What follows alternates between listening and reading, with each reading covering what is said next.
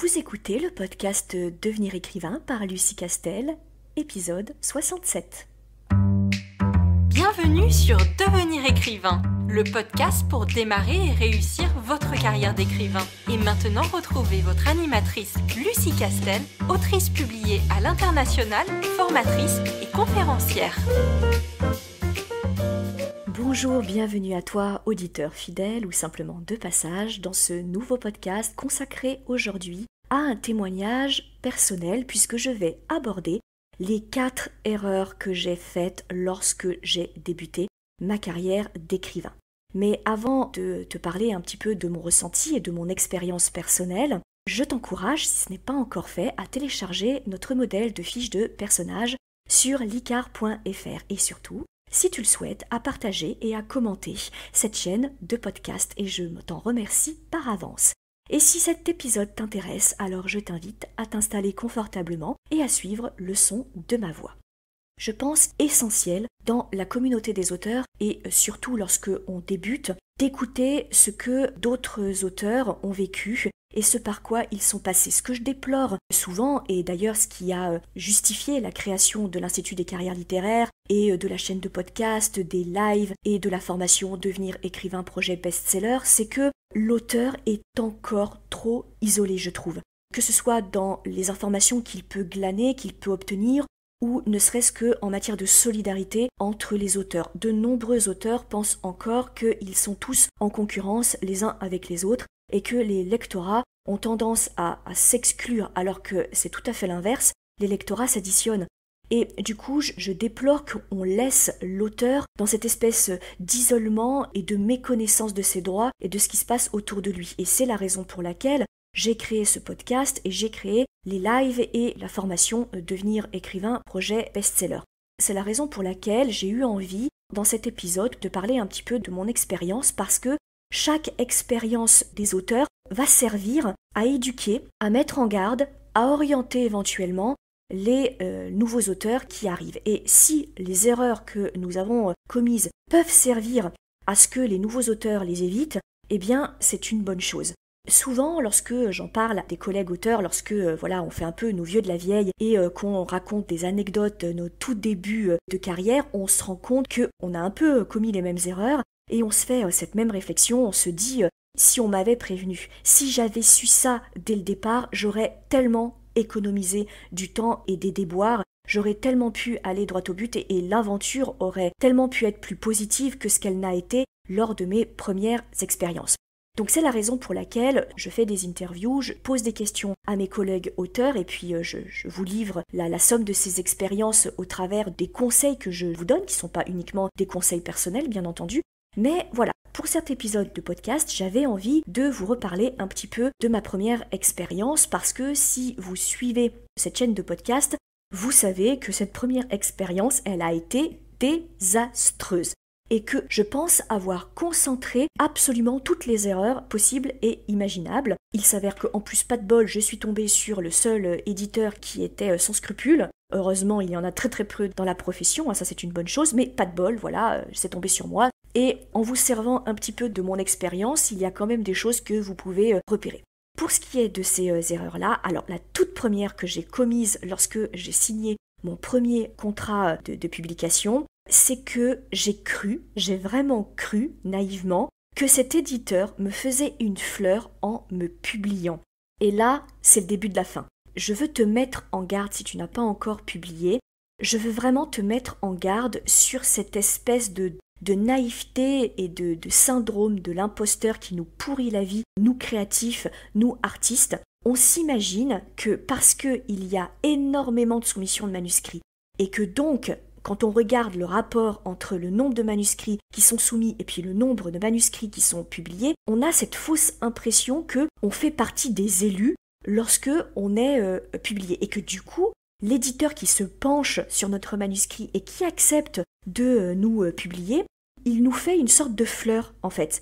Et que du coup, on devrait lui en être éternellement reconnaissant de nous publier et de nous donner notre chance alors que on n'a encore jamais publié, qu'on n'a pas d'antécédents de chiffres, qu'on n'a pas fait de grosses ventes et que du coup, finalement, l'éditeur il prend un risque en nous publiant et qu'on n'est vraiment pas sûr que notre manuscrit, malgré évidemment tout le savoir-faire, toute la bonne volonté qu'on va y mettre, on n'est pas sûr que ce livre va se vendre.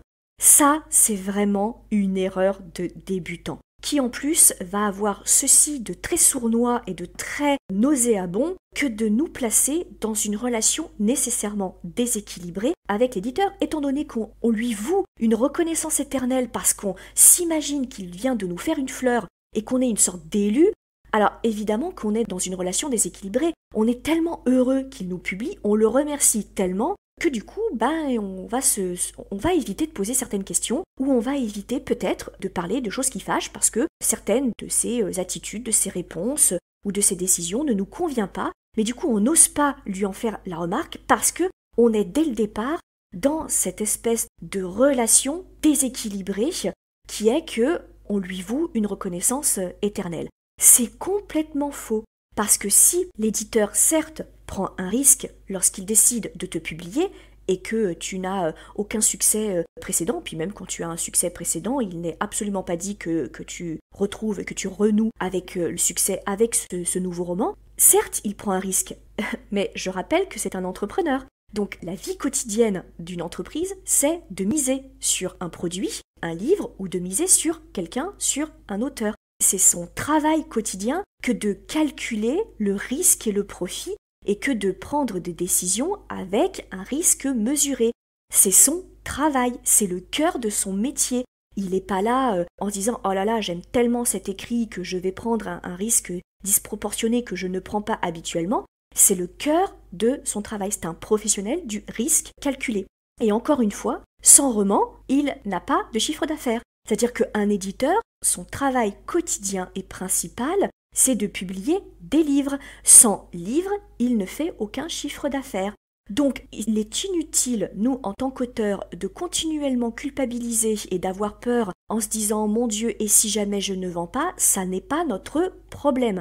C'est le problème de l'éditeur. Et alors là, j'arrête tout de suite. Je sais qu'il arrive que certains éditeurs, et encore une fois, ce n'est pas le cas de tous les éditeurs, c'est une proportion très très fine du monde de l'édition, évidemment. Certains éditeurs ont tendance à faire culpabiliser l'auteur en lui disant « Ah oui, on est vraiment désolé, mais ton livre ne s'est pas vendu, du coup, on prend quelques décisions, etc. » Ça n'est pas de ton ressort. Le marketing et la vente, c'est du ressort de l'éditeur. Toi, ton travail, c'est d'écrire et d'être le plus professionnel possible dans ton récit.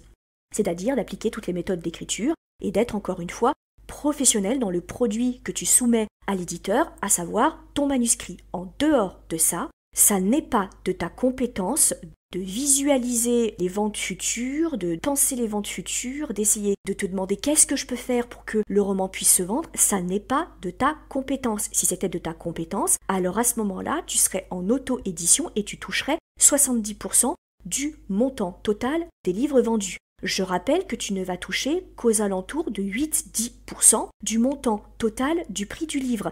C'est bien pour quelque chose que tu acceptes de renoncer à 90% du montant de tes droits. Ces 90% du montant de tes droits, c'est justement tout ce qui est ventilé entre les tiers professionnels qui, eux, sont en charge de la vente de ton roman. Tout ça, l'éditeur le sait, s'il a décidé de devenir éditeur, c'est parce qu'il sait que son travail principal, c'est de vendre. Et que quand il vend, il y a un risque que ça ne se vende pas. Et c'est en aucun cas la faute de l'auteur, encore moins de sa responsabilité. Donc vraiment, la première erreur, c'est de croire que l'éditeur te fait une fleur. Pas du tout. Il vient te trouver parce qu'il pense que toi, en tant qu'auteur, en tant que professionnel de l'écriture, tous les deux, vous pouvez collaborer et que de cette collaboration peut accoucher d'une vente qui va satisfaire à la fois la maison d'édition et à la fois l'auteur. Donc que cette collaboration va être fructueuse. Si bien qu'il faut que tu gardes en tête que du coup, la relation est parfaitement égalitaire. Vous êtes sur un pied d'égalité. Lui est un professionnel de la vente et de l'édition. Toi, tu es un professionnel de l'écriture. Et si quelque chose en cours de route dans le contrat ne te convient pas, tu peux poser les questions et exiger un certain nombre de choses sans avoir peur que il t'en veuille et que du coup tu sois vraiment injuste et que tu manques de reconnaissance. Tu n'as pas à être reconnaissant de signer un contrat d'édition. Tu es un professionnel, tu signes un contrat de publication point barre. Ça, c'est la première erreur. La deuxième erreur que j'ai commise, c'est que j'ai fait confiance parce que je pensais être face à un professionnel, ce qui est le cas dans 99% des cas, et j'ai survolé le contrat qu'on me soumettait, en pensant qu'il avait simplement pris, comme il me l'avait dit, un modèle de contrat type et qu'il avait mis à l'intérieur les clauses de base. Et je vais aller plus loin, même quand tu te trouves face à un éditeur tout à fait honnête, ce qui n'a pas été mon cas au départ, mais la plupart du temps, comme je te le dis, dans 99% des cas, tu seras face à un professionnel respectueux. Il n'empêche que ça ne veut pas dire que certaines clauses dans ton contrat peuvent ne pas te convenir. Et tu peux réussir à négocier certaines clauses. Pas toutes, évidemment, parce qu'encore une fois, c'est une négociation, il y a des choses que tu vas pouvoir obtenir, et d'autres que tu ne pourras pas obtenir, et ça n'est pas grave. L'essentiel, c'est que tu puisses en discuter, et surtout que toi, tu puisses vérifier que toutes les clauses que tu signes dans ton contrat sont pas simplement les clauses normales, parce que oui, on peut tout y mettre, et encore une fois, il n'y a pas de contrat type, en réalité, c'est n'importe quoi, il y a juste un contrat dans lequel on met certaines choses. Il s'avère qu'il y a une sorte de culture professionnelle qui fait que la plupart des éditeurs mettent les mêmes clauses dans leur contrat, mais il n'y a absolument rien qui est dit dans la loi. Attention, il faut que vous ayez absolument toutes ces clauses dans ce type de contrat. À partir du moment où les clauses, elles ne sont pas contraires à l'ordre public, on met un peu ce qu'on veut dans les clauses. Donc tout est affaire de négociation. Ne te dis pas, par exemple, « Ah bah oui, il y a forcément une clause d'exclusivité et de préférence, donc j'ai pas d'autre choix que de la signer. » Non, ça n'est qu'une option parmi tant d'autres et tu peux décider de réaménager cette clause de préférence et d'exclusivité, comme tu peux décider de ne pas signer une clause sur la cession des droits poche parce que, par exemple, ton éditeur ne fait pas de poche. Donc toi, tu préfères garder tes droits poche et les négocier éventuellement toi-même directement avec une autre maison d'édition. Je ne te garantis pas que l'éditeur va accepter de lâcher les droits poche, mais par contre, tu peux quand même poser la question en toute transparence, en toute égalité et en tout respect. Troisième erreur que j'ai commise, je n'ai posé aucune question. Et ça vient de l'erreur numéro 1, on est bien d'accord. De te dire, il faut que je lui montre que je suis reconnaissante et surtout, il ne faut pas que je sois un auteur qui pose problème et qui devienne pénible. Parce que s'il devient pénible, du coup, il ne va plus me re-signer en fait. Donc je vais éviter de poser des difficultés, je vais éviter de poser des questions et de l'embêter. Comme ça, je vais l'encourager à continuer de me signer.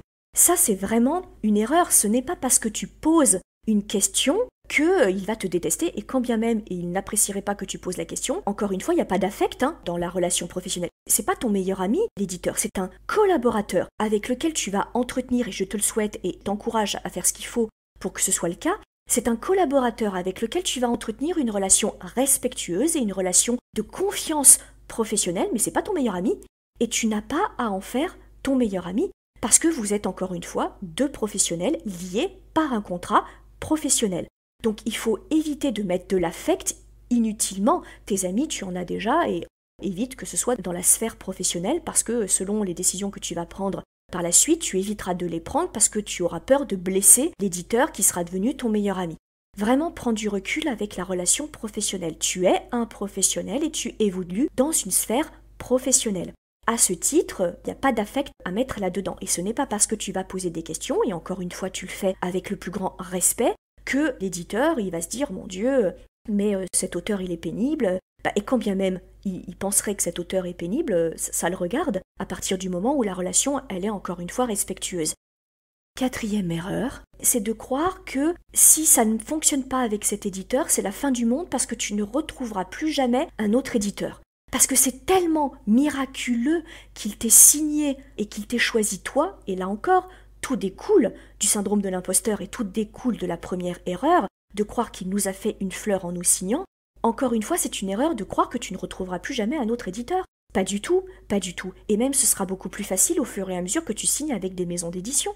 Parce que du coup, tu vas te faire ton expérience, tu sais ce qui ne fonctionne pas, tu sais comment faire un dossier de soumission, tu as des antécédents, tu as déjà publié, donc tu n'es plus novice. En gros, c'est un peu comme dans n'importe quelle autre profession. Plus tu enrichis ton CV, plus il est facile de décrocher un nouvel emploi. Parce que tu vas dire à ton nouvel employeur, voilà, moi j'ai déjà un peu bourlingué. J'ai déjà fait ça, etc. Et je veux voir autre chose, je veux de nouvelles expériences. Eh bien, c'est exactement pareil dans la sphère professionnelle de l'édition.